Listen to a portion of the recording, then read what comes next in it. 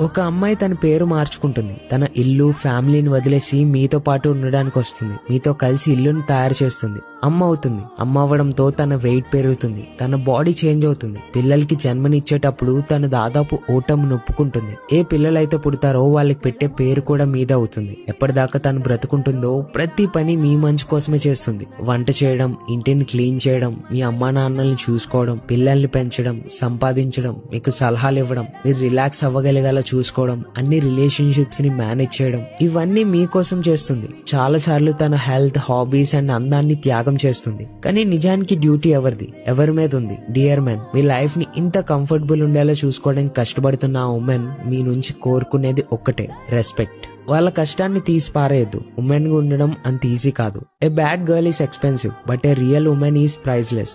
Her potential is limitless. ఈ వీడియోని మీ life లో ఉన్న ప్రైజ్లెస్ ఉమెన్ కి తప్పకుండా షేర్ చేయండి.